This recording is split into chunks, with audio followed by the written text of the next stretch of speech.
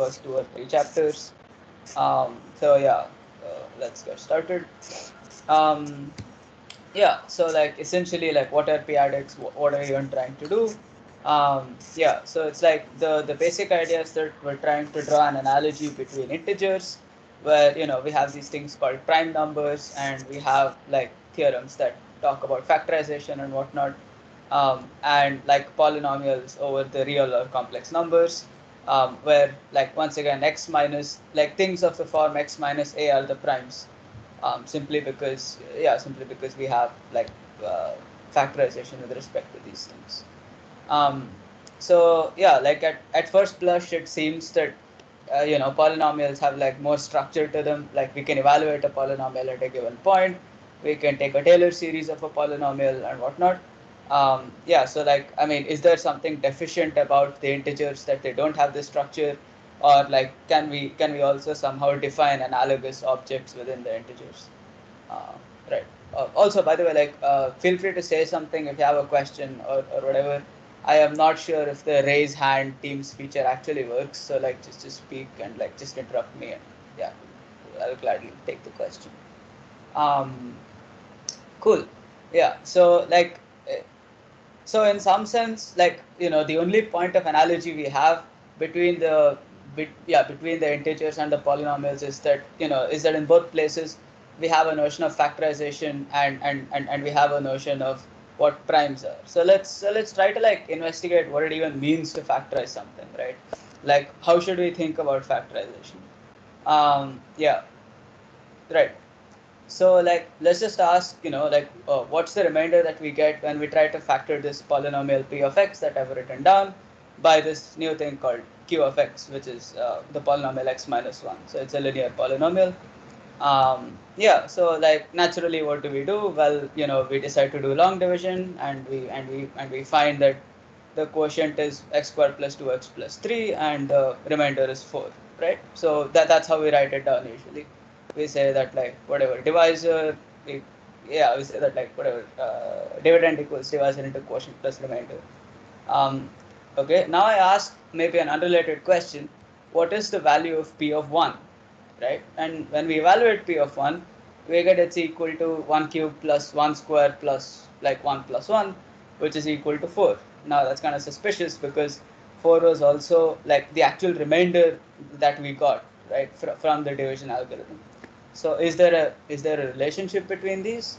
Well, okay, so let's think about it. So like what does it mean to actually factor out what does it mean to factor out x minus 1? So like one way of sort of reading what this equation means, um, one way of reading what this equation means is that like if we look at the above equation modulo x minus 1, then it tells us that the left hand side modulo x minus 1 is equal to 4. Yeah, but so exactly, but then like what does it mean to consider things modulo x minus 1? That just means we're forcing x minus 1 to be equal to 0. But what does it mean to set x minus 1 to 0? That means we're setting x equals 1. But what does it mean to set x equals 1? That means we're substituting x equals 1, which is the same as evaluation, right? So so like from this we can essentially attempt to generalize, and and like we can see that the remainder that we get when we factor a polynomial with x minus a is the same as evaluating the polynomial at x0 equals a. And like that's also apparent from the equation, because if you look at x cubed plus x squared plus x plus 1 and you substitute x equals 1 into it, then like on the right hand side you have an x minus 1 term, so that becomes 1 minus 1, and so everything that's multiplied by that just dies off and you're left purely with a 4. um, so literally like whatever the remainder you're left with is going to be the value that you get when you evaluate. So now this sort of begs the question, right? Like what does it mean to evaluate in the integers? Like because we were able to define evaluation on polynomials. So so like we said that taking the remainder is equivalent to evaluation. So similar, obviously taking the evaluation ought to be equal to just taking the remainder. So yeah, so now like I can ask a question, what is 10 evaluated at 2? Well, that's going to be the remainder of 10 when it's factored by 2. So 10 is equal to 2 into 5 plus 0. So that means 10 of 2 should be equal to 0 because the remainder that we got was equal to 0. And then similarly, I can ask you what 10 of 3 is. That gives you 1. I can ask you what 10 of 5 is. That gives you 0. I can ask you what 10 of 7 is. That gives you 3, etc. So yeah, so the way in which you should think of it is that 10 is a function, and then like you have these points in your space which are like all the primes, like 2, 3, 5, 7, 11, and 10 can be evaluated on each prime, and it returns 10 modulo that prime. So yeah, so the nice thing is that the notion of the root of a function corresponds to like sort of divisibility or factorizability. So because 2 is a root of the function 10, 10 is divisible by 2. Yeah. So sorry if I missed it, but why only on primes? yeah, that's literally the next slide. Why are we considering only primes, right? Um, yeah. So essentially, the reason we're only considering primes um, is that we're trying to generalize. Is that essentially we're trying to generalize um, what what happens in the case of polynomials, right? So in the case of polynomials, we have the fundamental theorem of algebra, which says that you can write every polynomial as a product, as a product of linear factors like x minus zi, right? And essentially it's like every linear factor of the form like x minus z is in bijection with a point in the space. Like every complex number z corresponds to a linear polynomial x minus z, and evaluation at z is the same as whatever factorizing by x minus z. So now in the case of integers, the corresponding theorem is the fundamental theorem of arithmetic, right? Which tells us that we can write every number as a product of primes. Um, so this sort of heavily suggests to us that the correct analog of evaluation forces us to in some sense only define evaluation on primes and not on composite numbers, like just by analogy.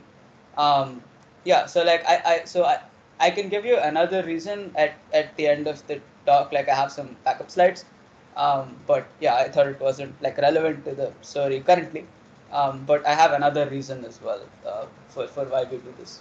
But yeah, I think this is a pretty like sane reason because we're trying to generalize polynomials, and yeah, we're just doing exactly what the polynomials do. So yeah, we only allow evaluation at things where we have like factorization. Does that make sense? Okay, I'm taking that as a yes.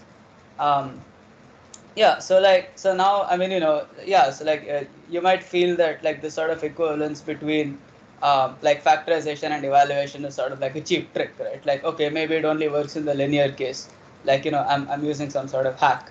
But then like I believe that it's not a hack. Like it's a pretty interesting fundamental feature that essentially that factorizing and evaluation are the exact same thing.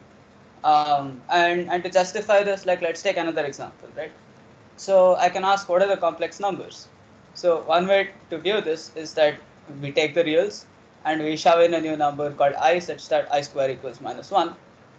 But another way to view it is by saying, I square plus 1 equals 0. But equivalently, we can say that, hey, look, like we add a new like unknown thing called x, and we impose the equation that x square plus 1 equals 0. That is we factor by a polynomial called x square plus 1.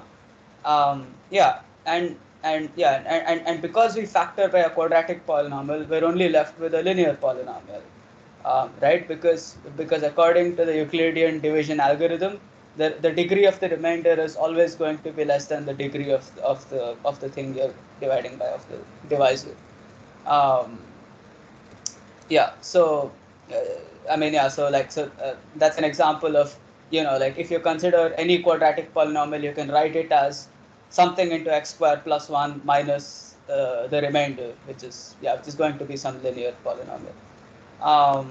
Yeah, and so like if you consider sums of linear polynomials, they remain linear, like ax plus b plus cx plus d continues to be linear, whereas when you take product of linear polynomials, it becomes a quadratic.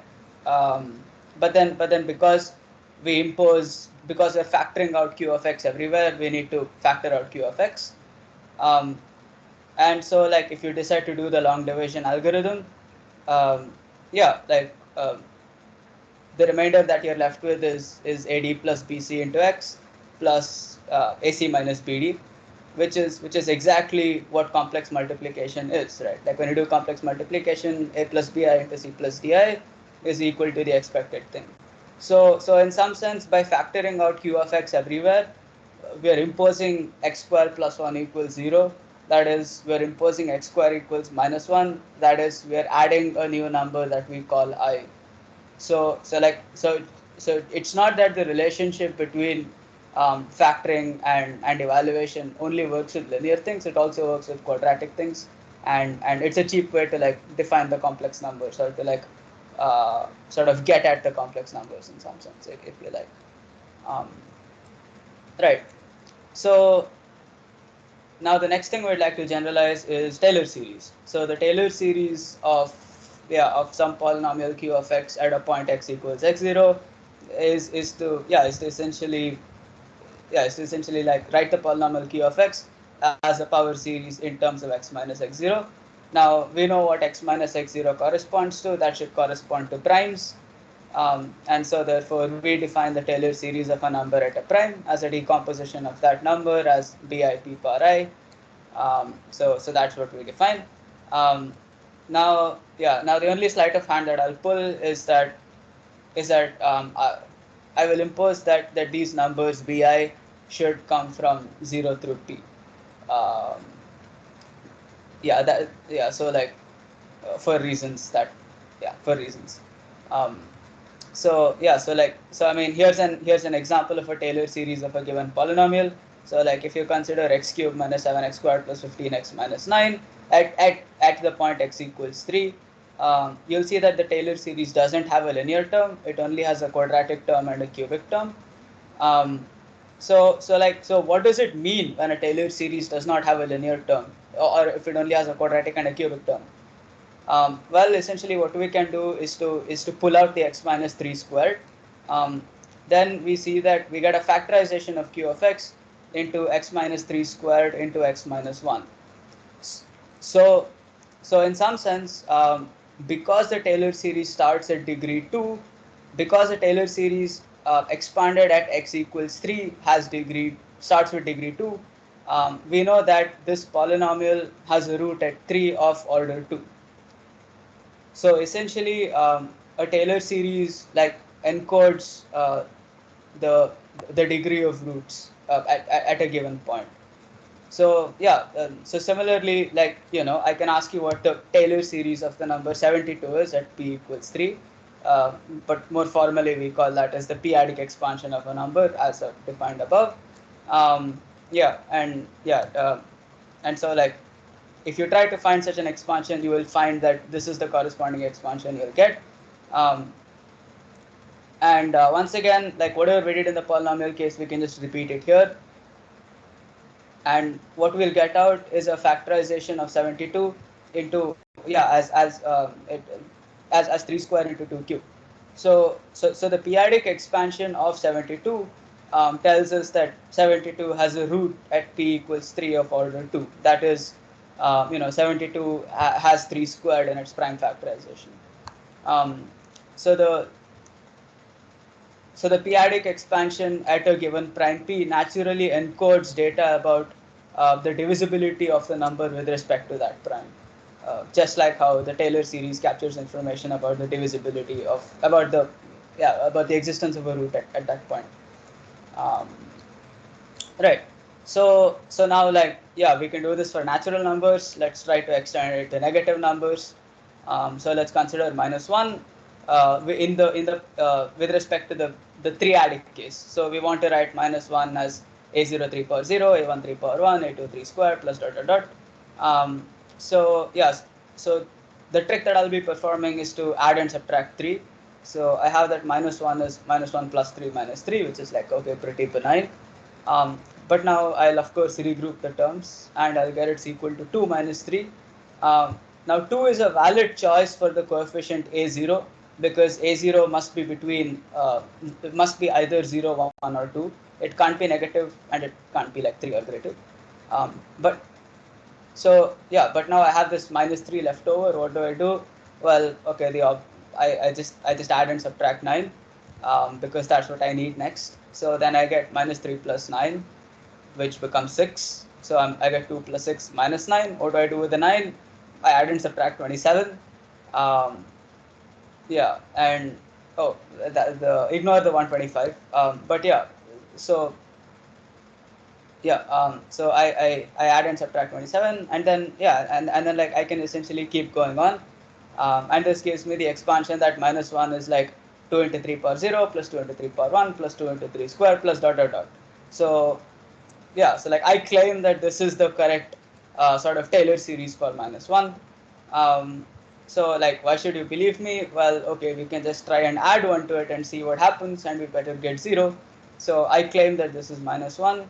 Let's try to add 1. So we get 1 plus 2 plus whatever's later, which is 3 plus whatever's later. So that's like 3 plus 2 into 3 plus 2 into 3 squared plus and so on.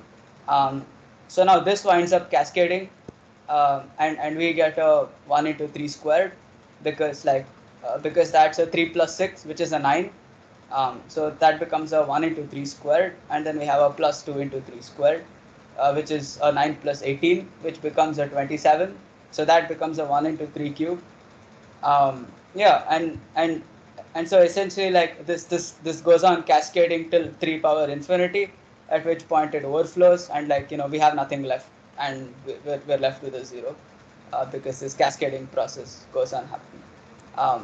Is this hand wavy? Well, sort of, but like we'll try to make it rigorous later, essentially. Um, but the idea is that like yeah, it's like when you try to add -1 and 1, yeah, like at any given index, you can show that like you will get a 0 at that index because of this cascading process. Like you will have to go to a higher index. So effectively, like no index has any value. Right. So yeah, so next, like we'll just like meditate on this a little bit, and we'll like try to think about like what this means. Yeah, so like we can also write it this way. So because we have 2 into 3 power 0, 2 into 3 power 1, 2 into 3 square, 2 into 3 cube, dot dot dot, we can essentially like write them as numbers which are extending infinitely to the left, right? um, because like in our decimal system, it's like as you go left, yeah, I mean you get higher and higher powers of your base. So and we said we have like an infinite number of 2's of 2 into 3 power i's. So yeah, so like so I'll just put a dot dot dot to the right, and now I want to add a 1 to it, and I want to check that I get a 3. Well, okay, what's 2 plus 1? 2 plus 1 is 3, which is 0 and a 1 carry. So that once again becomes a 2 plus 1, which is 3, which is a 0 and a 1 carry. And of course, yeah, and like this keeps going on, and this once again gives you a 0 0 0 0 0 dot dot dot, which yeah, which is like 0. um and yeah, and so like if you're inclined, um you you can essentially like you can essentially like redevelop p-Adics, um as a way to do mathematics where you have like an infinite number of digits to your left, and not just an infinite number of digits to your right, which we already get in like regular math. Like what is 1 by 3? It's 0.333333, like 0.3 bar. Yeah, whereas in our case we can have infinite number of digits to the left as well. So that's another way to like start with what p-Adics are. um, okay. So yeah, so like this also leads to some like fun ideas. Like for example, what is -1 2-adically? Yeah, so like just as in the 3 case, we got -1 to be 2, 2, 2, 2, 2. In the 2 case, we get -1 to be 1, 1, 1, 1, 1, dot, dot, dot. Which is sort of what we get when we do 2's complement as well, right? Like, yeah, how do we represent -1 in 2's complement? It's once again the same thing. Like you get this infinite string of ones, and even there, like again, you get the same overflow property due to which stuff works out. Um, so that's another sort of like motivation, if you like, for why you would want to construct this. Um, yeah. Right. So next, so yeah, so like we've seen how to do negative numbers, we've seen how to do positive numbers, and yeah, and the thing I did with -1, like you can play similar tricks and yeah, and like you can get the value for all minus n. So let's just say that we have like naturals and integers covered. Now we'd like to see that we can do rationals as well. Yeah. So for example, I can ask you what is 1/4 in the p-Adics. So once again, I'm going to use a clever trick. I'm going to write 1/4 as 1 by 1 plus 3, like 1 by 1 plus x. We all know where this is going. It's going to become the power series 1 minus 3 plus 3 squared minus 3 cube plus 3 power 4, dot, dot, dot. Yeah, so, right. So now again, I have the problem, like, what is -3? I'm not allowed to have a -3. So once again, I do the usual thing where I borrow from a higher power. So I don't think of 3 squared as like 3 squared. Rather, I think of it as like 3 into 3. Um, so so that now I can group the -3 plus 3 into 3, which becomes 2 into 3, minus a 3 cube and whatnot. Um, so now again, I can group the 3 cube and the 3 power 4 by writing 3 power 4 as 3 into 3 cube. So that then becomes a 2 into 3 cube, and this goes on as well. Um, yeah, and by similar cleverness, you can like also produce 1/p for any rational number. And so yeah, so like you can produce 1/q, and similarly you can produce p/q if you're so inclined. But now, like, let's take a step back, right? So like I've just been showing you like sort of popular tricks to evaluate things like -1 3-adically and 1/4 3-adically. Now, like, you have no reason to believe me that the tricks that I'm showing you will sort of like actually always work, or like if what I'm doing is even sensible. So let's think about what it means, right? So like what did I start with? I said that I'm trying to represent a number x as a0 plus a1p plus a2p squared plus dot dot dot. So like what's the basic idea behind it? So the idea is that when I take something modulo p, I get a0. When I take something modulo p squared, I get a0 plus a1p. So theoretically, if I knew a0, I could essentially recover the data of what a1 is. And similarly, when I take it mod p cube, I get a0 plus a1p plus a2p squared. And so like if at this step I knew a0 and a1, I could now recover a2 by solving the equation. And like for any choice of p power n, I can essentially solve these equations to get the solution I want. So just to convince you that like that this actually works, let's try to do the -1 case. So let's say that -1 is like ai3 power I. Yeah, so right. So like let's just consider mod 3. We get that a0 is -1, but like we don't allow negative numbers. We must have a number between 0 and 3. So that means we just consider it to be 2. So we get a0 is equivalent to 2 mod 3. Um, so next let's try to evaluate a1. So we get that x is equal to a0 plus a1p. So it's 2 plus a1 into 3. Yeah, so like rearrange, take the 2 to the other side, you get -3 is equal to a1 into 3 mod 9, but -3 is 6, so which means a1 is also 2. Yeah, and so like you can essentially keep doing this, and you'll keep getting 2's as you keep solving these equations, which is what sort of like in some sense actually like justifies the scam that I pulled, thereby allowing us to like get the number 2 for every single like digit of place. And we can once again do the same thing for 1/4. So we just say 1/4 is ai3 power, right? But then like what does it mean to have a symbol called 1/4, right? Like what does it mean? So the idea is that 1/4 is like some symbol such that when you multiply it with 4 you get 1, right? Like that's what 1/4 is. Um, So yeah, so but what is 4 3-adically? It's just 1 plus 3. And what is 1 by 4? Well, we said it's a0 plus 3a1 plus 9a2 plus dot dot dot. And then yeah, and then like we can go through the same process, and this process will like give us the solution that we had. So like this is the formal meaning of what 1 by 4 is 3-adically. It's an infinite sequence which obeys a particular relation modulo every p power n.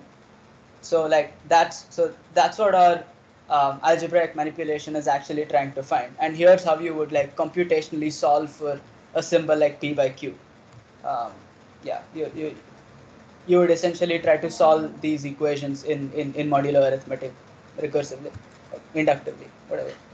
Um, right. So now like we have a sense of what it means to have a rational number as well.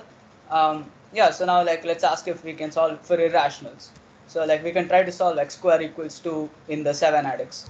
Now the thing is like this is an equation that doesn't actually have a solution in the rationals, right?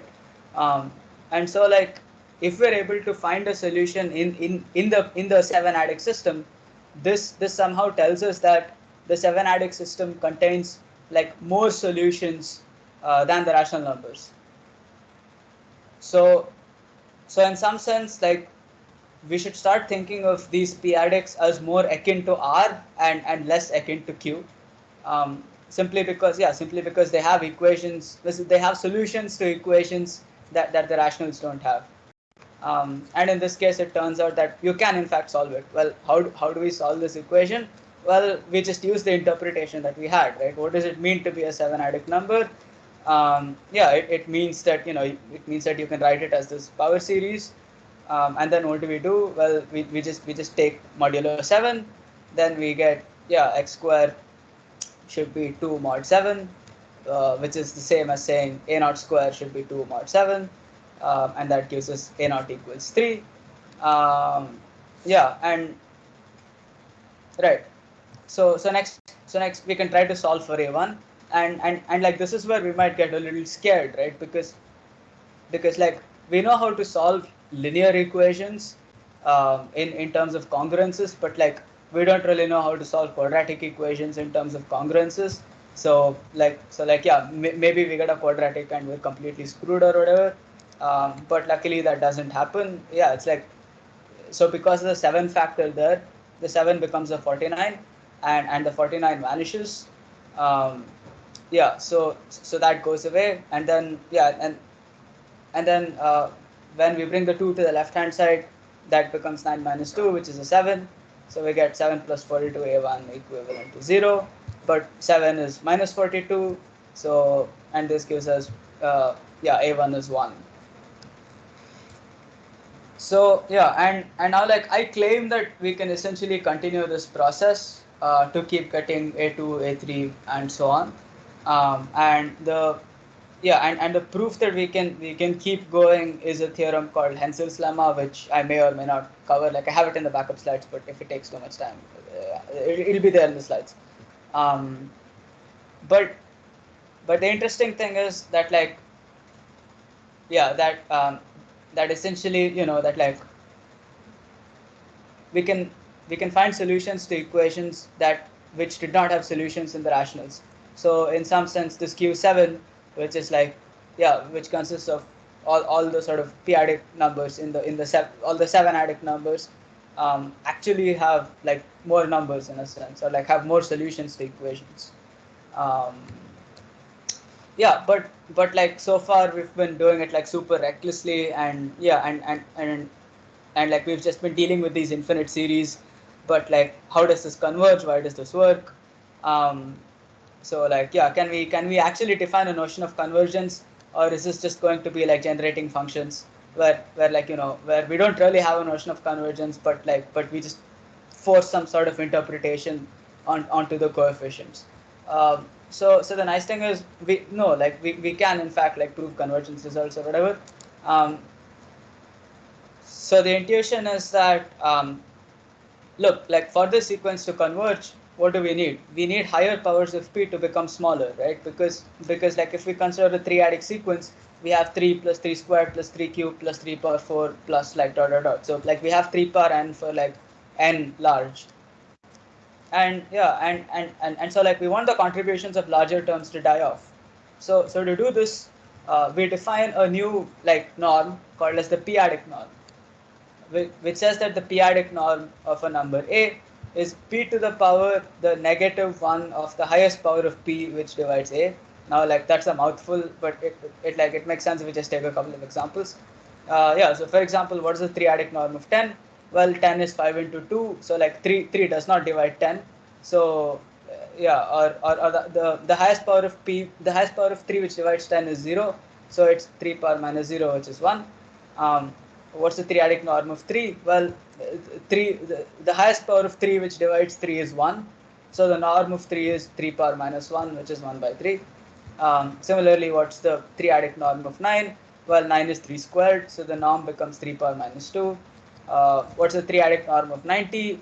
90 is like 3 squared into 5 into 2, so it's 3 power minus 2. So essentially, like, write the prime factorization of the number, take p power n, write that as p power minus n, and that's the p-Adic norm. And similarly, the p-Adic norm of 27 is 3 power minus 3. So yeah, so the nice thing about this norm is that like it plays well with multiplication. Norm of AB is norm A into norm B because it's literally defined in terms of the prime factorization. And yeah, and when you multiply numbers, you just multiply the prime factorizations together. But like, what about addition? Um, so it turns out that like it's a really weird norm in in in that like when you add two numbers together, the norm can only ever decrease and can never increase. And yeah, the proof is like relatively straightforward. Um, so the idea is that yeah, like let a be equal to p power alpha into some a dash, where a dash doesn't contain p. Let b be equal to p power beta into b dash, where b dash doesn't contain p. And let's say that alpha is less than or equal to beta. That is like yeah. Um, yeah, and so now like if you consider a plus b, we can take p power alpha common, and that leaves us with some junk at the end. Now there are two cases. In the first case, this junk is not divisible by p, and so the p-Adic norm of a plus b is just p power minus alpha, because it's p power minus alpha into stuff that's not divisible by p. um, and so that number is just equal to yeah, the p-Adic norm of a. And in the second case, this is divisible by p, um, in which case the p-Adic norm of a plus b is like p to the power minus of alpha plus yeah, plus like more p's, which is going to be less than p power minus alpha. So yeah, and that proves the result. Uh, yeah. So like the reason this p-Adic norm is useful is because it lets us like take really scammy arguments and like sometimes make them not scammy. So for example, let's say I ask you to solve for x equals 1 plus 3x. Now like any sane person would say, okay, rearrange it, you get minus 2x equals 1, and therefore uh, yeah, and therefore x equals like minus 1 by 2. um, but then yeah, but then like maybe you're crazy and you decide to interpret the equation as a recurrence. So you say, I'm going to interpret it as like a system wherein x of I plus 1 is 1 plus 3x of I. um, and then yeah, and then like a fixed point to the system is a solution to my equation. Yeah, so like let's just expand. We get x0 equals 1, we get x1 equals 1 plus x, yeah, x1 equals 1 plus 3 into x0, which is like 1 plus 3. And then similarly you get x2 is 1 plus 3 squared, x cube is 1 plus 3 squared plus 3 cube. So therefore xi is just going to be this power series, and so x infinity is going to be yeah, a by 1 minus r, 1 by 1 minus 3, which is minus 1 by 2. But then like you have every right to complain, right? Like what sense does this argument make? uh, yeah, like we're not allowed to like use the power series formula unless the size of the common ratio is less than 1. But then it really is. So the size of the common ratio is less than 1 if you choose to measure size using the three-adic size. The three-adic size of 3 is 1 by 3, which is indeed less than 1. um, yeah, and like if you choose to sort of like go back and look at the argument where about like why we needed the size of the common ratio to be less than 1, we never used anything specific about the size function. We just used the fact that it is a norm. um, yeah, and so the exact same argument works out here. So in some sense, yeah, so essentially the existence of the so the existence of the norm and the convergence behavior allows us to like perform generating function like scams, but then actually like show that these scams are correct, um, since the norm allows us to argue about convergence of these series. And so like that's one reason why people use p-Adics, apparently, as far as I know. Right. So now like there's sort of another question, like why do we only use primes? And there's a really nice interpretation which rests on geometry, and yeah, and so like I'm going to tell it. Um, so the idea is something like this. It's like, let's assume we have f, which is a continuous function, um, and we have that f at x0 is not equal to 0. Now the thing is, yeah. So now like because f is a continuous function, it's going to take some it's it's going to take some time for it to become 0 within a neighborhood of x0, and so that means that f of, yeah, and so that means that like f is going to be invertible in some uh, yeah in some like really small region around x0. um, Whereas like if you consider a discontinuous function, like the g on the right hand side, it's like you can have a discontinuous function which is non-zero at like exactly 1 point, but then like is not actually invertible over a region. um, yeah, and so like trying to apply the exact same sort of like argument for regular numbers, uh, it's like we don't want our functions to just be like normal functions, because functions can be extremely poorly behaved. Rather, we want them to be continuous functions. um, yeah, and so like if you think of 4 as a function, um, we know that like 4 is non-zero at 6, because 4 is just 4 mod 6. But then like 4 is not invertible at 6, right? Simply because like I mean, yeah, there's no number you can multiply 4 with modulo 6 that will actually give you a 1. And so like if you want 4 to be a continuous function, then in that case 6 should not be a point in your space. And so like the only points in the natural numbers which obey that any non-zero function is locally invertible are going to be the primes, because it's only modulo of prime that any non-zero number is going to be invertible. So like this is a sort of like geometric reason as to why we should only consider evaluation at primes, because it preserves a property of continuous functions which we really care about. um, yeah, so right, and then like why is any of this useful? Why do people care about p-Adics?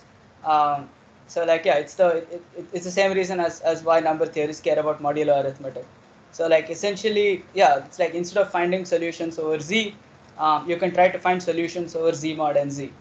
So yeah, so like if an equation has a solution in the integers, then the equation will continue to have solutions modulo a number, right? Simply because if a into b is c, then a multiplied with b is equivalent to c mod n, and similarly for addition. Um, so yeah, so like for example, if I ask you to prove that x square equals 2 has no solution in the integers, how will you prove it? Well, one easy way to prove it is to go to modulo 5. Um, yeah, is to just go to modulo 5, and there uh, yeah, and there is no number whose square is 2, and so therefore yeah, like this has no solution in the integers either. So it's like we used a finite calculation in z mod phi z to conclude something about the infinite number of candidates in z. Yeah, and the real reason as to why number theorists use p-Adics is because of this like theorem called Hasse-Minkowski, whose proof I do not know, but I would be interested to read. Um, that which says, like, as I've written, um, so it says that like a quadratic form, which is an equation of that form, has a root in the rationals if and only if it has a root in every p-adic. But like computations in the p-adics is sort of like combinatorial and computational, simply because you can just take stuff mod p square and you can keep going, whereas like proving things about the rationals is hard. Um, and like this is a pretty strong theorem because it's if and only if. So like this is the real reason as to why number theorists actually care about this stuff. But p-adics were originally invented because of the Taylor series explanation that I gave in the beginning.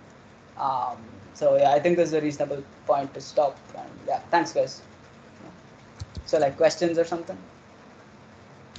Yeah. Do p-Adics contain all real numbers or just algebraic ones? Like Uh, x square equals to we got a solution for that because like I think it's because it's an algebraic integer. We can write it as a0 plus p a1 plus p square a2. yeah. So right. So yeah. So the thing is like so first of all it definitely doesn't contain transcendental numbers, and secondly it's like it doesn't even contain all algebraic integers, simply because simply because like with respect to a particular p, it's like okay, yeah, so I mean like this is a good example, right? It's like you you do not have root 2 in the 5-Adics simply because you don't have a solution for x square equal to 2 modulo 5. So yeah, so like Yeah. so in some sense you have even fewer solutions than all the reals per p-adic. Simply because like each p-adic contains information about that particular prime p. So like 5-adically you don't have a solution for x square equals 2, but I think but with respect to another prime you might. Um, so yeah.